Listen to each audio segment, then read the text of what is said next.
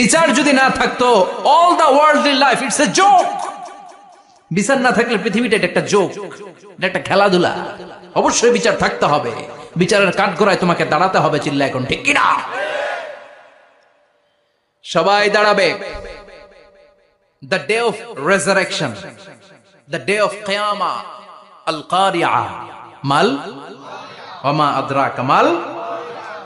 বিশ্বনবী বলেন উলঙ্গ হয়ে দাঁড়াবে সব।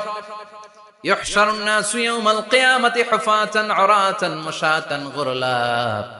সেদিন মানুষগুলো উলঙ্গ, গায়ে জামা নাই, পেটে দানা পানি নাই, পায়ের মধ্যে জুতা নাই, সব উলঙ্গ। ভাবতেছেন না খালি শুনতেছেন?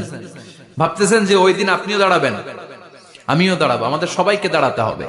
অবশ্যম্ভাবী, ওইটা থেকে পার পাওয়ার কোনো সুযোগ আমাদের নাই। চিল্লা এখন ঠিক কিনা? আল্লাহ বললেন কাআন সাফসাফা লা তারা ফিহা আওয়াজান ওয়ালা আমতা। Level playing field. এক জায়গা থেকে কোটি কোটি মানুষ এক নজরে দেখা যাবে।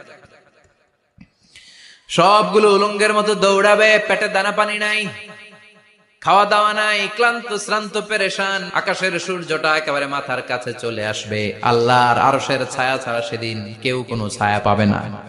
আল্লাহ এই কঠিন দিন তোমার আরশের নিচে এই গুনাহগার বান্দাদেরকে তুমি ছায়া করে দিও। আল্লাহর আরশের ছায়া ছাড়া সেদিন কোনো ছায়া নাই। সূর্যের তাপে মাথার মগজগুলো ভাতের মাড়ের মতো গলে গলে নাকের ছিদ্র দিয়ে কানের ছিদ্র দিয়ে বেয়ে বেয়ে পড়বে। মানুষগুলো ক্লান্ত শ্রান্ত পেরেশান, ক্ষুধার জ্বালায় তৃষ্ণার জ্বালায় জিহ্বাটা বের হয়ে যাবে। 50,000 বছর হবে সে দিনটা লম্বা। কয় হাজার? 50,000 বছর। পাগল হয়ে যাবে মানুষ, পাগল। মা এসে বললেন ইয়া রাসূলুল্লাহ, ইয়া হাবিবাল্লাহ, ভয়ঙ্কর সেদিন মানুষগুলো দাঁড়াবে, নারী পুরুষ কারো গায়ে জামা নাই। তাহলে কি মানুষের লজ্জা লাগবে না? Don't they feel any shy, any shame? No shame, কোনো লজ্জা থাকবে না? কাপড় না থাকলে লজ্জা লাগার কথা না? মায়ে সেটাই বললেন নবী, ওই কঠিন দিন কারো গায়ে জামা নাই, তাহলে কি লজ্জা শরমের কোনো ব্যাপার নাই?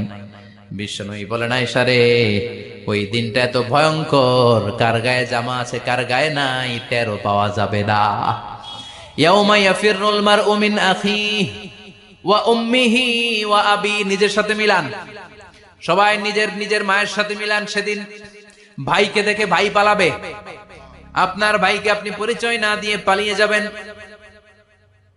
আপনার ছোট বোনটারে দেখে পরিচয় না দিয়ে আপনি দৌড়াবেন। আপনার কলিজার টুকরা সন্তানটারে নাকি আপনি চিনবেন না।